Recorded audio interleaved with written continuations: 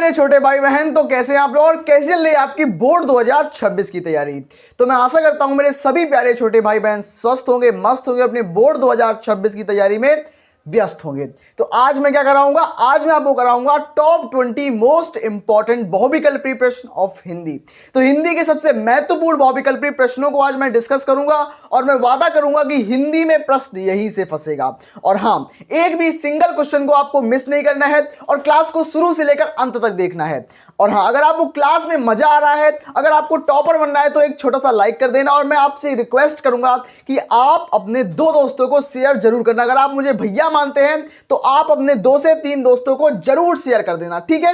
तो अब मैं डिस्कस करने जा रहा हूं हमारे मोस्ट इंपॉर्टेंट एमसीक्यूज। हमारा फर्स्ट नंबर एमसीक्यू क्या बोल रहा है कि हिंदी का प्रथम मौलिक उपन्यास कौन सा है। और ये पिछले 10 सालों का अगर आप पेपर उठाते हो तो आपको पता लगता है कि कितना मोस्ट इंपॉर्टेंट है, कितना इंपॉर्टेंट है, बेहद इंपॉर्टेंट क्वेश्चन है। तो क्वेश्चन में हमसे क्या बोला जा रहा है, हमें 4 ऑप्शन दिए गए हैं कि प्रथम मौलिक उपन्यास कौन सा है।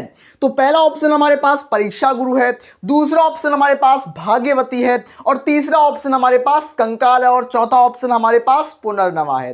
तो मैं आपको बता दूं कि हिंदी का प्रथम मौलिक उपन्यास जो है वो परीक्षा गुरु होता है। तो हमारा फर्स्ट मौलिक उपन्यास परीक्षा गुरु है। और इसके लेखक का नाम क्या है, तो परीक्षा गुरु के लेखक का नाम आप नोट कर लो, लाला श्रीनिवास दास जी। क्या है, लाला श्रीनिवास दास जी जो है वो परीक्षा गुरु के उपन्यासकार हैं, ठीक है। हमारा सेकंड नंबर क्वेश्चन क्या बोल रहा है, ये भी हमारा वीवीआईएमपी क्वेश्चन है, वेरी वेरी इंपॉर्टेंट प्रश्न है और बोर्ड 2026 में एमसीक्यू बना पाएगा। और मैं आपसे बोल रहा हूं कि अगर आपको 10 नंबर पूरे चाहिए, 5 गद्य से आते हैं, 5 पद से आते हैं, तो आपको शुरुआत के अगर 10 नंबर चाहिए, बिल्कुल सॉलिड वाले नंबर होते हैं एमसीक्यू में, आपका राइटिंग में एक सिंगल मार्क्स नहीं करता। अगर आपका सही है तो पूरा नंबर, अगर गलत है तो पूरा नंबर चला जाता है, मतलब एग्जामिनर वहां एक भी नंबर नहीं देता।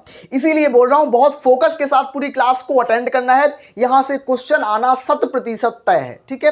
तो हमारा सेकंड नंबर क्वेश्चन है कि हिंदी प्रदीप के संपादक कौन हैं। हिंदी प्रदीप एक पत्रिका होती है, इसके संपादक कौन हैं। हमारा फर्स्ट ऑप्शन है बालकृष्ण भट्ट जी, दूसरा ऑप्शन है प्रेमगन जी, बद्रीनारायण चौधरी प्रेमगन। उसके बाद हमारा तीसरा ऑप्शन है हमारे पास शिव प्रसाद सितारे जी और चौथा ऑप्शन हमारे पास है पंडित लल्लू लाल जी।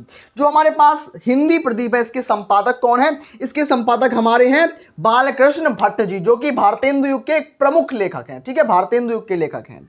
उसके बाद ब्राह्मण पत्रिका के संपादक कौन हैं, और ये हमारा तीसरे नंबर का प्रश्न है और ये भी हमारा 2026 में आने लायक क्वेश्चन है। मैं बता दूं कि ये प्रश्न जो है वो मेरे बोर्ड, मेरे सेट में आया था, ये मेरे सेट में आया था, 2026 में भी आ सकता है। क्योंकि अगर आप 10 सालों का या पिछले 5 सालों का पेपर्स उठाते हैं तो 5 सालों के अंदर 7 सेट बनते हैं, 7 पन्ना 35, तो 35 सेटों में कम से कम ये 10 सेटों के अंदर तो आया ही आया है, हर साल आता है ये, ठीक है, इसीलिए बोल रहा हूं।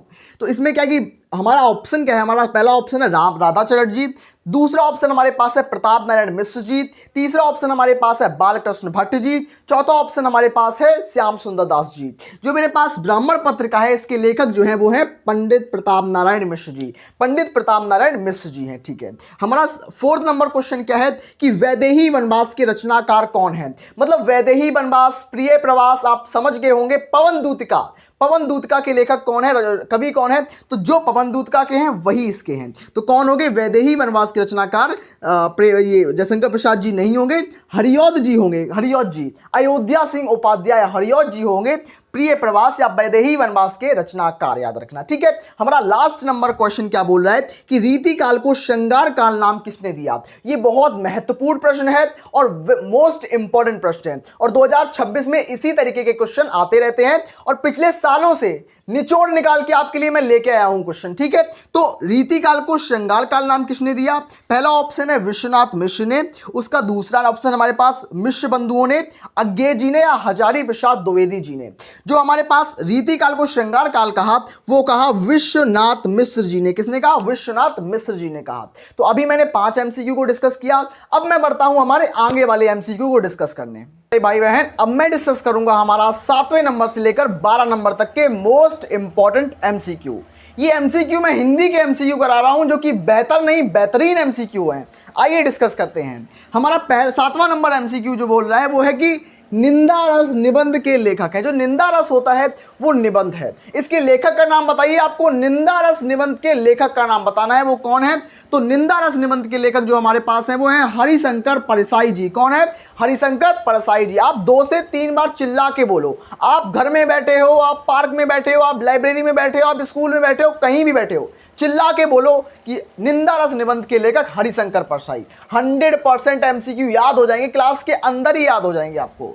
बस क्या करना है आपको, जो मैं बता रहा हूं उसको अच्छे से फॉलो करना है, ठीक है। हमारा 8वें नंबर का जो क्वेश्चन है वो क्या बोल रहा है कि हिंदी का प्रथम महाकाव्य कौन सा है? हिंदी का फर्स्ट महाकाव्य कौन सा है जिसको हम लोग पढ़ते हैं हमारे इतिहासों में? क्या हमारा पहला ऑप्शन, दूसरा, तीसरा, चौथा ऑप्शन में से राइट कौन है? हमारा पृथ्वीराज रासो जो है, जो हमारे चंद्रवरदाई जी हैं, उन्होंने लिखा है इसको, पृथ्वीराज रासो को। और पृथ्वीराज रासो जो है वो हिंदी का प्रथम महाकाव्य है, याद रखना इस चीज को, ठीक है। हमारा 9 नंबर क्वेश्चन क्या बोल रहा है कि कामायनी महाकाव्य में कितने सर्ग हैं? कामायनी जो महाकाव्य है, जो कि जयशंकर प्रसाद जी का एक प्रसिद्ध महाकाव्य है, जो कि छायावाद युग का एक प्रसिद्ध महाकाव्य है, उसमें कितने सर्ग हैं, उसमें सर्गों की संख्या क्या है वो हमें बतानी है। तो कामायनी महाकाव्य में 15 सर्ग हैं। कितने सर्ग हैं? 15 सर्ग हैं। याद रखना, इसको भूलना नहीं है, गलती से भी नहीं भूलना, इसको गलती से भी नहीं स्किप करना, इस क्वेश्चन को, मोस्ट इंपॉर्टेंट है। हमारा 10 नंबर क्वेश्चन क्या है कि हिंदी के प्रथम कवि माने जाते हैं। तो हिंदी के प्रथम कवि कौन माने जाते हैं? सरहपा जी को। जो सरहपा है वो हिंदी के प्रथम कवि माने जाते हैं, याद रखना। हमारा 11 नंबर क्वेश्चन क्या बोल रहा है कि तार सप्तक के संपादक कौन है? तो तार सप्तक जो है वो किससे संबंधित है? तार सप्तक के संपादक कौन है? तो तार सप्तक के संपादक है अज्ञे जी, हमारे प्यारे, सभी के प्यारे सच्चिदानंद हीरानंद वात्स्यायन अज्ञे जी हैं, ठीक है। हमारा 12वां नंबर क्वेश्चन है कि अष्टछाप का संबंध होता है, किससे होता है? क्या वो ज्ञानाश्री शाखा से होता है, प्रेमाश्री शाखा से होता है, कृष्ण भक्ति या राम भक्ति से होता है? जो हमारे पास अष्टछाप है उनका संबंध केवल और केवल कृष्ण भक्ति शाखा से होता है। तो अभी मैंने आपको 12 एमसीक्यू बताए।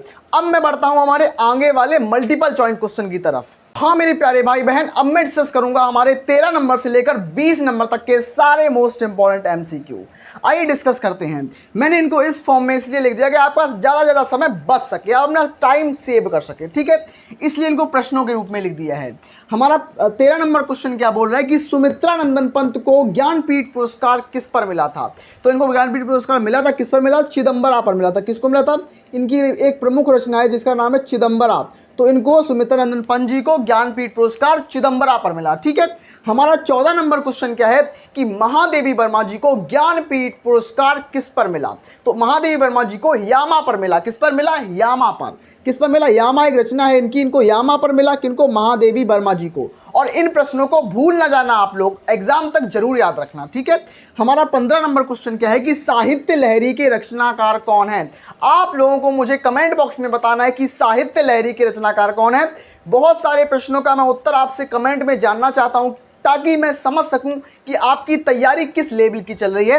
तो साहित्य लहरी के रचनाकार का जो राइट आंसर देगा, जो मुझे सही उत्तर देगा साहित्य लहरी के रचनाकार का, मैं उसका कमेंट पिन करूंगा। मैं सच बता रहा हूं इसके बारे में। हमारा दूसरी रचना है, 16 नंबर क्वेश्चन है कि पथ के साथी किस विधा की रचना है? जो पथ के साथी है वो महादेवी वर्मा की रचना है और ये संस्मरण विधा की रचना है। किसकी रचना है? संस्मरण है। ये मेरे पास क्या है? ये मेरे पास संस्मरण है। कौन? ये मेरे पास पथ के साथी एक संस्मरण है। उसके बाद सरस्वती पत्रिका का संपादन किसने किया था? तो महावीर प्रसाद द्विवेदी जी ने किया, द्विवेदी युग में किया, ठीक है।